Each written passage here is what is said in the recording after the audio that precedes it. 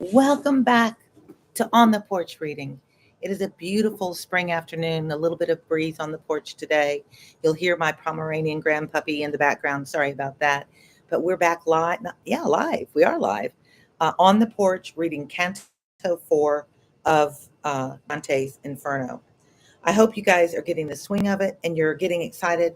We left off with Dante having passed out on one side of the river of death, and we're going to enter it literally going into hell in this canto.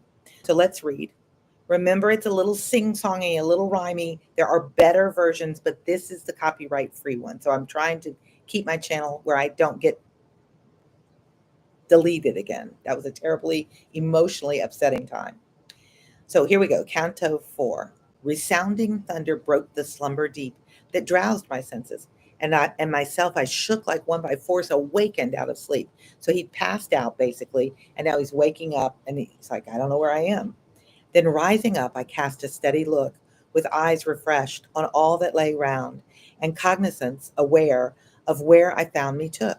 In sooth, like in truth, me on the valley's brink I found of the dolorous abyss, where infinite despairing cries converge with thundering sound. Cloudy it was, and deep and dark as night, so dark that, peering eagerly to find what its depths held, no object met my sight. Descend we now into this region blind, began the poet with a face all pale.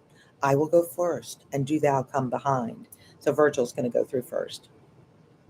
Marking the wanness like paleness on his cheek prevail, I ask, how can I, seeing thou hast dread, my wonted comforter, when doubts assail? How can I, seeing thou hast dread, my wanted comforter, when doubts assail? How can I let you lead?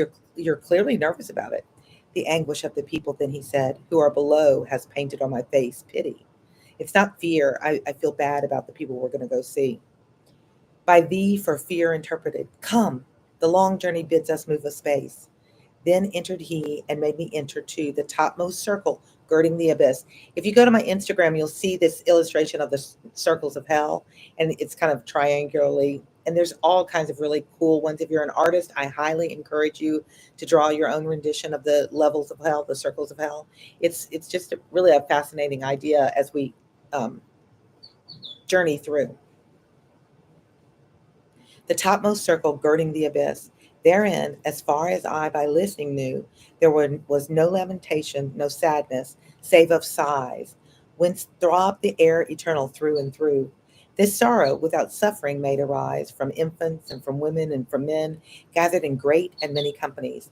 And the good master, now the good master is Jesus, but I read a comment that said the name of Jesus is never spoken in any of this poetry.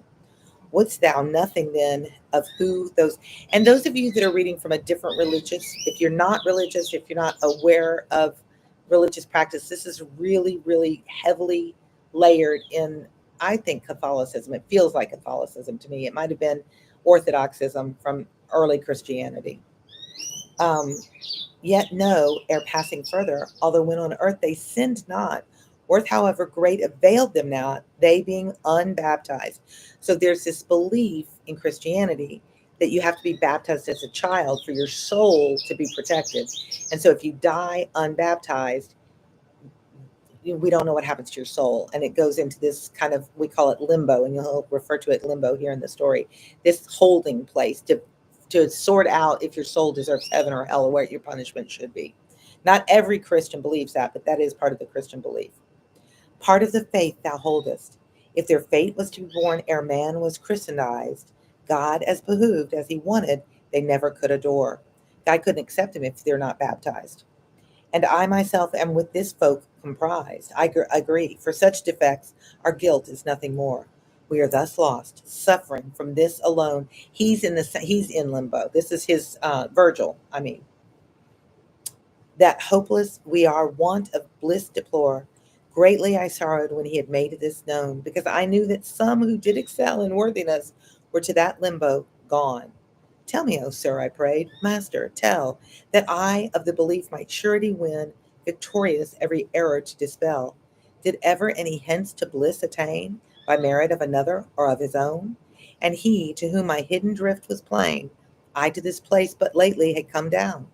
when I beheld one hither make descent, a potentate, that's a ruler, a potentate, who wore a victor's crown. The shade of our first sire forth with him went, and his son Abel's, Noah's forth he drew. These are all allusions to characters in the Bible, great historic characters, and in the in the Torah and in the Quran as well. They're all the Abrahamic, um, Judeo-Christian covenant. Moses, who gave the laws, the obedient patriarch Abram's, and David, King David's too, and with his sire and children Israel, and Rachel, winning whom such toils he knew, and many more in blessedness to dwell. And I would have thee know, earlier than these, no human soul was ever saved from hell. While thus he spake, our progress did not cease, but we continued through the woods astray. The wood, I mean, with crowded ghosts for trees, ere from the summit far upon our way we yet had gone. I saw a flame which glowed, holding a hemisphere of dark at bay. 'Twas still a little further on our road, yet not so far but that in part I guessed that honorable people there abode, of art and science ornament confessed. Who are these honored in such high degree? So it's not that you're good or bad, you're young or old, you're smart or uneducated. You're. It's strictly that you're there because you weren't baptized, and so he's listing all these people that are um, in limbo. Be honor shown to the illustrious poet, for his shade is now returning, which a while was gone. When the voice paused, no further utterance made, four mighty shades drew near with one accord, in aspect neither sorrowful nor glad. Consider that one armed with the sword began my worthy master in my ear. He's speaking to him before the three advancing like their lord, for he is Homer, poet with no peer. Horace, the satirist, is next in line. So he's listing all these famous people that are in limbo. And Lucan in the rear. Oh, I'm sorry. Ovid comes third, and Lucan in the rear. And 'tis because their claim agrees with mine. Upon the name, they with one voice did cry. They to their honor in my praise combine. Thus I beheld their goodly company. The lords of song in that exalted style, which o'er all others eagle like soars high. Having conferred among themselves a while, they turned toward me and salutation made. And this, beholding, did my master shine, and honor higher still to me was paid. For of their company they made me one, so I the sixth part among such genius played. So he's hanging out with them, these great names of history. Thus journeyed we to where the brightness shone, holding discourse, having a conversation, which now 'tis well to hide. As where I was, to hold it was well done. At length we reached a noble castle's side, which lofty sevenfold walls encompassed round, and it was moated by a sparkling tide. So there's a big castle. So those of you that are illustrators, imagine drawing this big castle. It's a noble castle with lofty seven walls around a moat. Um, by a sparkling tide. This we traversed as if it were dry ground. I through seven gates did with those sages go. So the seven walls have seven gates. So you can draw that. You can see that in your mind.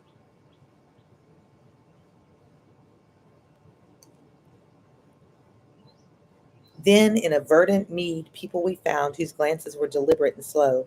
Authority was stamped on every face. Seldom they spake in tuneful voices low. We drew apart to a high open space, upon one side which luminously serene did of them all a perfect view embrace.